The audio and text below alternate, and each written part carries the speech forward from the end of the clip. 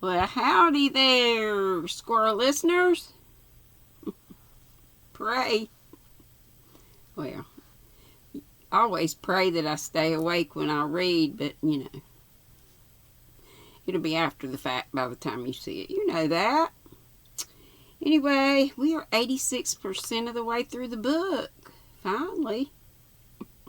They've drug it out a long time, not knowing who the body is and who the murderer is, so. Okay, I forgot where I stopped, but somewhere on this page I'll go back to the last sentence on the preceding page.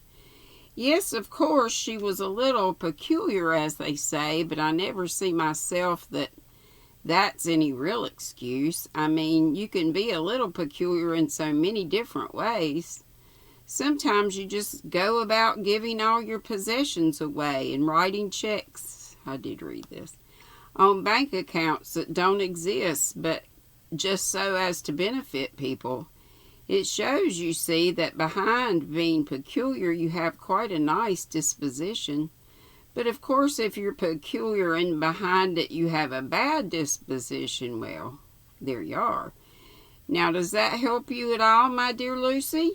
Does what help me? Asked Lucy, bewildered. I think I read this whole page. What I've been telling you, said Miss Marple. She added gently, you mustn't worry, you know. You really mustn't worry. Elspeth McGillicuddy will be here any day now. Well, I don't see what that has to do with it. No, dear, perhaps not, but I think it's important myself. I can't help worrying, said Lucy. You see, I've got interested in the family. I know, dear, it's very difficult for you because you're quite strongly attracted to both of them, aren't you? In very different ways. Marple. What do you mean? Said Lucy. Her tone was sharp. I was talking about the two sons of the house, said Miss Marple, or rather the son and the son-in-law. It's unfortunate that the two more unpleasant members of the family have died, and the two more attractive ones are left. I can see that Cedric Crackenthorpe is very attractive. He's inclined to make himself out worse than he is and has a provocative way with him. He makes me fighting mad sometimes, said Lucy. Yes, said Miss Marple, and you enjoy that, don't you? You're a girl with a lot of spirit, and you enjoy a battle. Yes, I can see where the attraction lies. And then Mr. Eastley is a rather plaintive type, rather like an unhappy little boy. That, of course, is attractive too. And one of them's a murderer, said Lucy bitterly, and it may be either of them. There's nothing to choose between them, really. There's Cedric not caring a bit about his brother Alfred's death or about Harold's. He just sits back looking thoroughly pleased, making plans for what he'll do with Rutherford Hall. And he keeps saying that it'll need a lot of money to develop it in the way he wants to do. Of course, I know he's the sort of person who exaggerates his own callousness and all that, but that could be a cover, too. I mean, everyone says that you're more callous than you really are, but you mightn't be. You might be even more callous than you seem. Dear, dear Lucy, I'm so sorry about all this. And then Brian, went on Lucy, is extraordinary, but Brian really seems to want to live there.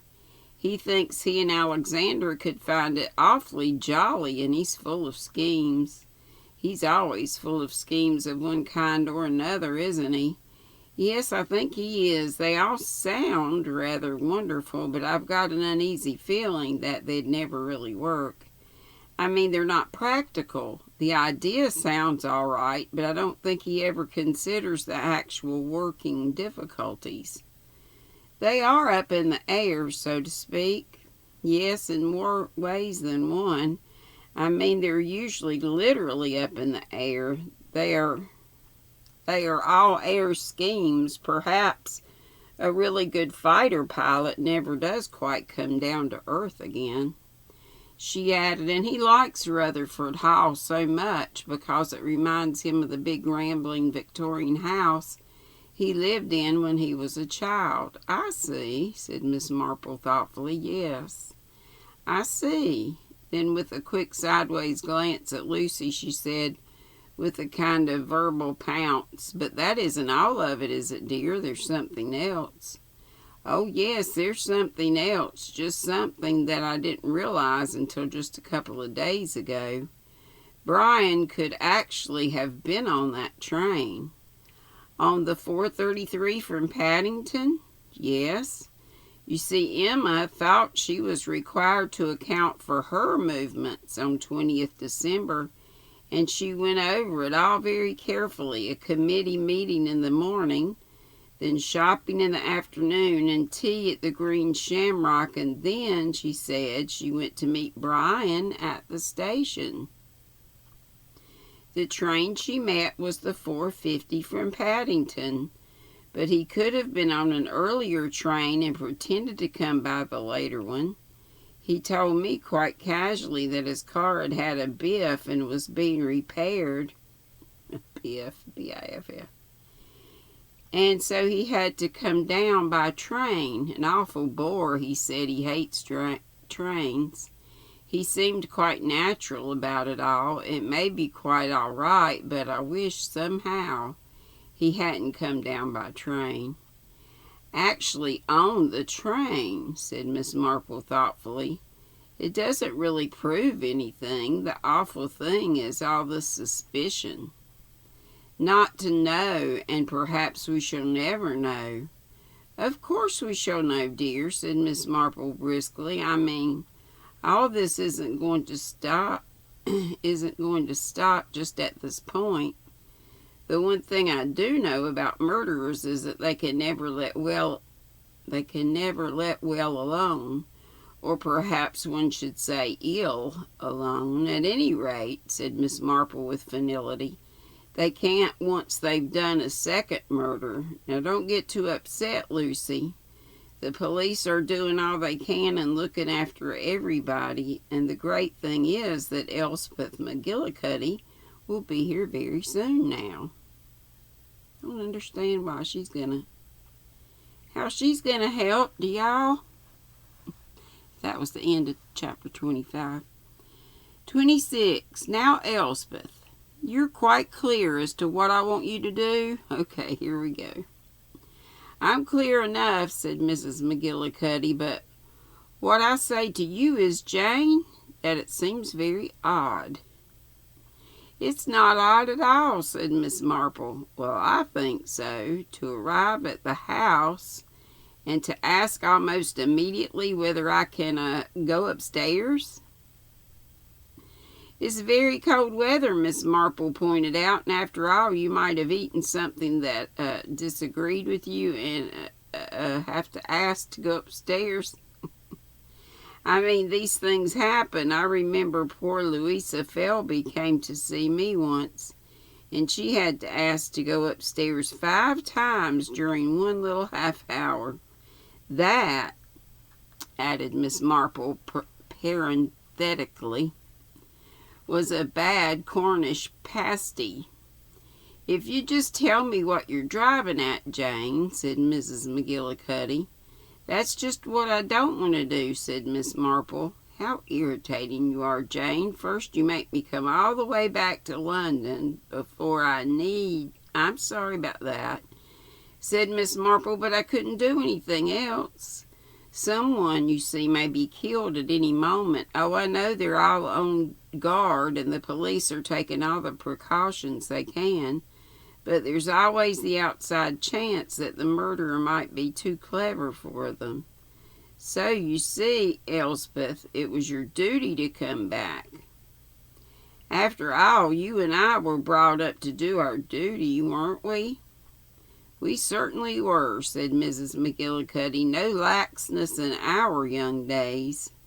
So that's quite all right, said Miss Marple. And that's the taxi now, she added as a faint hoot was heard outside the house. Mrs. McGillicuddy donned her heavy pepper and salt coat and Miss Marple wrapped herself up with a good many shawls and scarves. Then the two ladies got into the taxi and were driven to Rutherford Hall. Part 2. "Who can this be driving up?" Emma asked, looking out the window as the taxi swept past it. "I do believe it's Lucy's old aunt." "What a bore," said Cedric.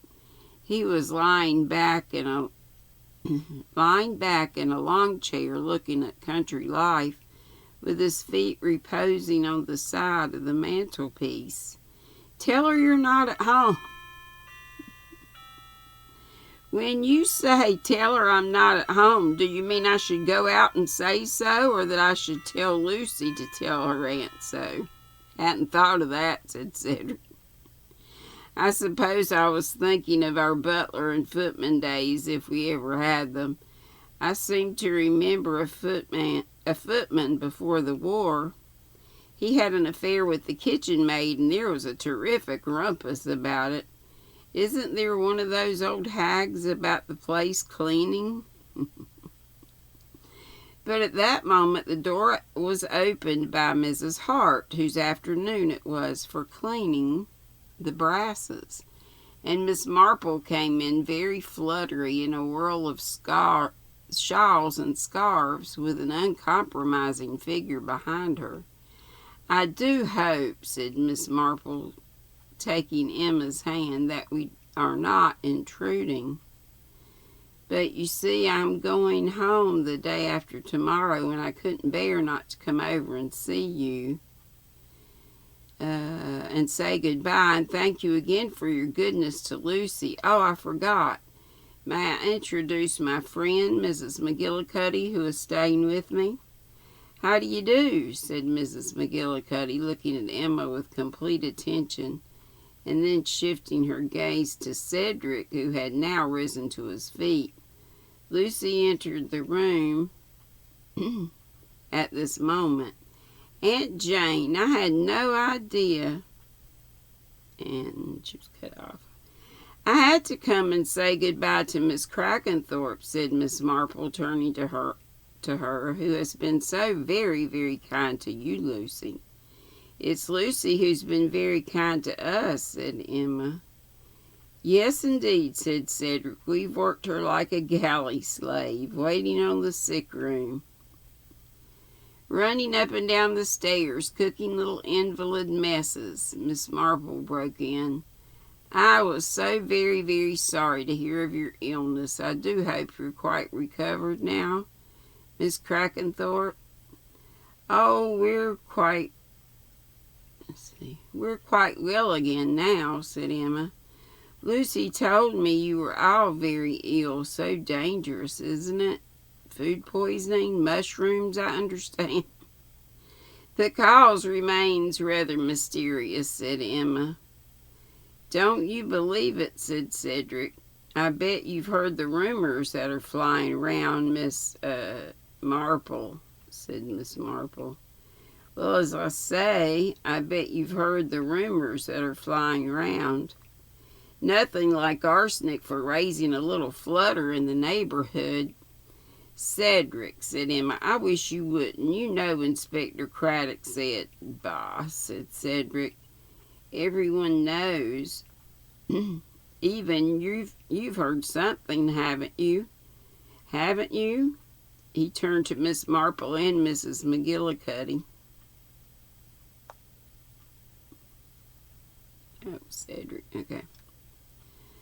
"I myself," said Mrs. McGillicuddy, "have only just returned from abroad the day before yesterday." She added, well, you're not up on our local scandal then," said Cedric. "Arsenic in the curry, that's what it was. Lucy's aunt knows all about it, I bet." "Well," said Miss Marple, "I did just hear. I mean, it was just a hint, but of course I didn't want to embarrass you." Wait a minute. I didn't want to embarrass you in any way, Miss Crackenthorpe. "You must pay no attention to my brother," said Emma. "He just likes making people uncomfortable." She gave him an affectionate smile as she spoke. The door opened and Mr. Crackenthorpe came in, tapping angrily with his stick. "Where's tea?" he said. "Why isn't tea ready? You, girl," he addressed Lucy, "why haven't you brought tea in?" "It's just ready, Mr. Crackenthorpe. I'm bringing it in now. I was just setting the table ready." Lucy went out of the room again, and Mr. Crackenthorpe was introduced to Miss Marple. Miss Marple and Mrs. McGillicuddy. Cheers, Mountain Dew.